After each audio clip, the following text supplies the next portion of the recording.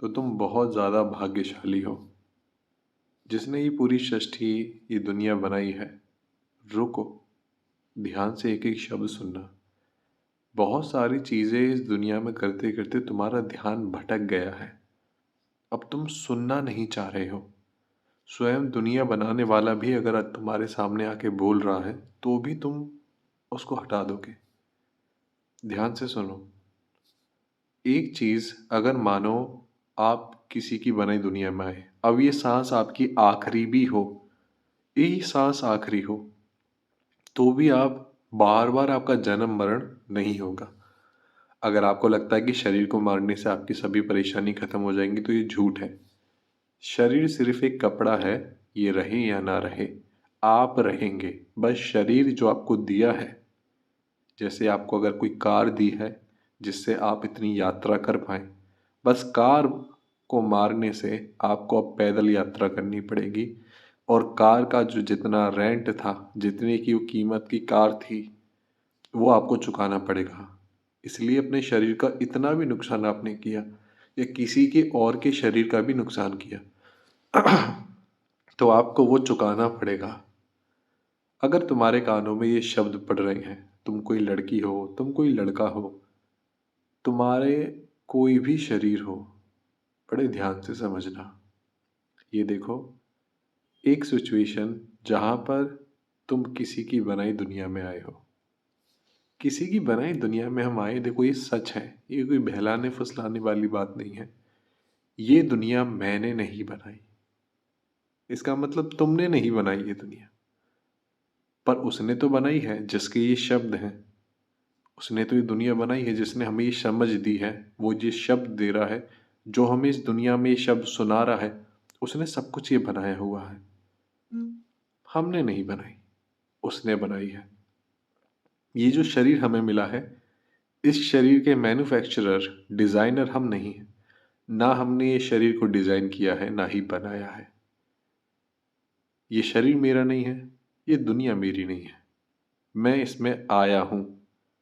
मैं ना ही ये मन हूँ, तो मैं कौन हूँ? अभी आप देखो, आप जिसको भी अपना कहते हैं, अगर थोड़े सेकंड में अभी आपको कॉल आए और कहे कि शरीर छोड़ना है, तो फिर आपको समझ में आएगा कि आप व्यर्थ ही परेशान हो रहे थे। पैसा, गाड़ी, कर्ज, हर चीज़ को लेकर बेकार में परेशान हो रहे थे। अगर मैं यहाँ पर जन्म लिया और कहा कि ये मेरा जीवन साथी है, तो कितने समय के लिए है? कितने समय के लिए कोई मेरा जीवन साथी है? अगर मुझे एक पल जाना ही है, हो सकता है अगले पल भी मेरा बुलावा आ जाए। यहाँ 3-3 महीने के बच्चे, गर्भ में बच्चे, गर्भ के बाहर आने के बाद बच्चे, कभी भी किसी भी उम्र पे शरीर छोड़ सकते हैं। तो हाँ, अगर मैं सोचूं कि अगर मैं परेशान हो रहा हूँ या परेशान हो रही हूँ, तो कितना साथ निभाना है और कब तक निभाना है किसी को मेरा साथ? यात्रा तो मुझे अकेले ही करनी है। आप अभी देखो, आप एक घर में हैं, उस घर में कोई नहीं है, केवल आप हैं, कोई भी नहीं है। तो आप किस बात के लिए परेशान होंगे?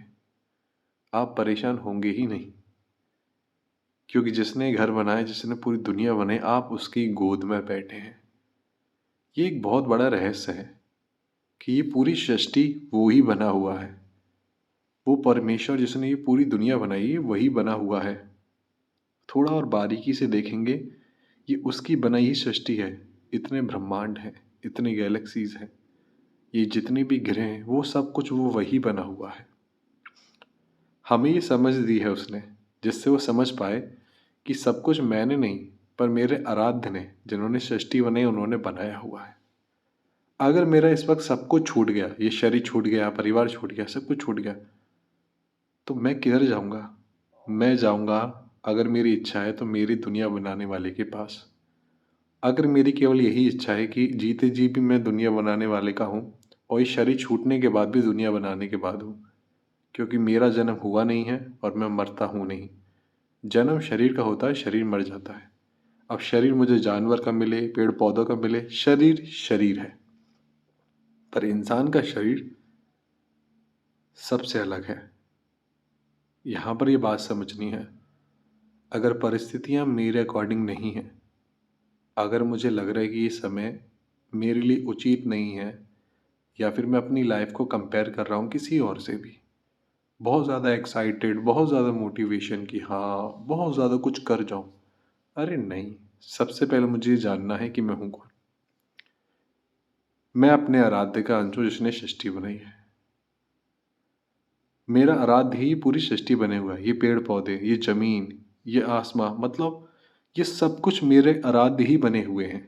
जब ये मुझे बात पता पड़ जाती है कि मैं सडन इस दुनिया में आया हूँ, जो भी मैंने कुछ सीखा वो एक टेम्पररी है। हम कभी भी ये शरीर छोड़ सकते हैं और हम मरते नहीं हैं। ये कितनी बड़ी बात है। हम हमेशा से अमर हैं, बस हमें याद नहीं रहता है। पर जो भी हम यहाँ करते हैं वो हमारा कर्म होता है। अगर मैंने किसी को कुछ गलत खाना खिलाया, बस चंद पैसे मेरे हाथ में आ जाए, तो पैसे मैं लेकर के नहीं जाऊँगा। अगर कोई मेहनत से कमा रहा था और मैंने बेईमानी करी, मैंने कुछ उसकी बनाई हुई चीज़ ली और बिना मेहनत के रख ली और कह दी मेरे पास थी ही नहीं, जो भी कुछ मैं कर रहा हूँ वो मुझे वापस मिलेगा। अगर मैंने इस शरीर को मिलने के बाद इस शरीर से गलत इस्तेमाल करा, किसी को मारा, किसी को रुलाया, बिना वजह किसी को परेशानी पहुँचाई और मुझे इससे खुशी मिली, तो ठीक मेरे साथ भी होगा। कोई ना कोई मुझे परेशानी पहुँचाएगा और मुझे दुख होगा और सामने वाला खुश हो रहा होगा उस वक्त, जिससे वो मैं महसूस कर पाऊँ जो मैंने किसी के साथ किया है।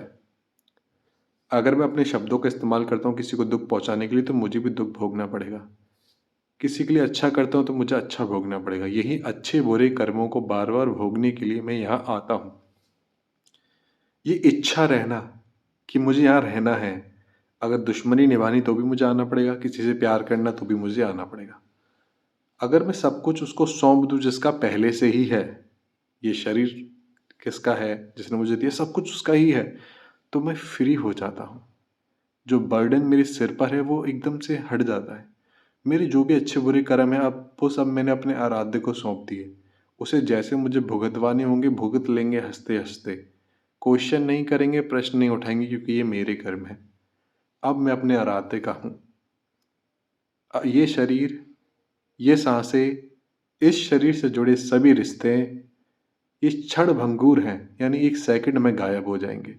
शरीरों का कोई मोल नहीं है। शरीर के अंदर की जो आत्मा है वो मैं हूँ। अगर मुझे एक सेकंड में भी यहाँ से जाना पड़े तो मेरा कुछ है नहीं। तो अभी की अभी मैं अंदर से सबसे माफ़ी मांगता हूँ, जिसको भी मैंने वो अकाउंट खोल कर रखे थे कि इसने मुझे परेशान किया है, इसने मुझे दुख दिया है। किसी ने मुझे परेशान नहीं किया। वो शरीर रहेंगे ही नहीं, ना उनके शरीर रहेंगे, ना मेरे शरीर रहेंगे। तो इस बात का क्या मतलब है कि किसी ने मुझे परेशान किया? अगर ये बात रही तो मुझे वापस यहाँ आना पड़ेगा। अंदर से सबको माफ़ कर दो। अंदर से सबसे माफ़ी मांग लो। अपने सभी कर्मों को आराध्य को सौंप दो।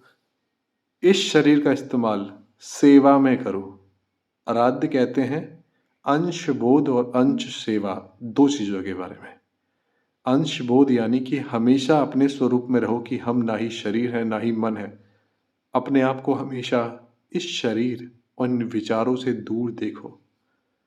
अपने अंदर लड़ो मत। विचारों को रोकने की कोशिश मत करो। ये एक नदी की तरीके से है। नदी का बहाव बहता रहेगा, तुम्हें उसके बीच में नहीं आना है। अपने आप को हर वक्त इन विचारों से, इस शरीर से थोड़ा दूर महसूस करो।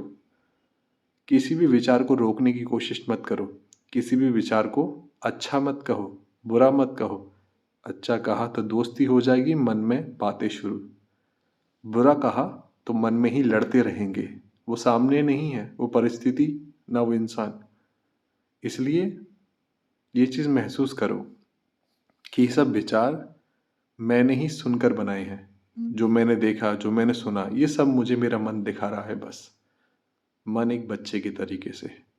अगर मैं इस मन को बहुत अच्छी अच्छी चीज़ें दिखाऊं, भजन सुनाऊं, अच्छे काम करूं, जो आराध्य का दूसरा बात है, अंश सेवा, यानी जो शरीर मिला है, सबसे पहले इसकी सेवा। इसको अच्छा रखना है, अच्छा खिलाना है, अच्छा पहनाना है, अच्छी हेल्थ में रखना है, क्योंकि शरीर आपको निरोगी मिला है और जैसा मिला था वैसा आपको सौंपना है। हर किसी को निरोगी शरीर नहीं मिलता। रोग भी कभी कभार भगवान आराध्य की कृपा से आते हैं, जिससे हमेशा अपने आराध्य का चिंतन रहे। सांस भी छूटे तो आराध्य की गोदी में जाए, आराध्य के होकर के जियो।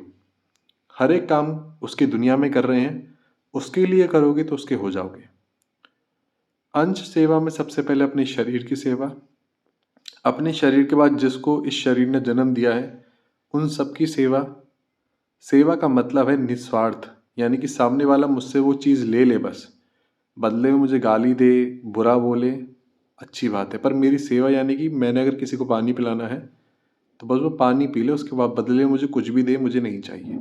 अच्छा बोले तो भी नहीं, बुरा बोले तो भी नहीं, वो सेवा है।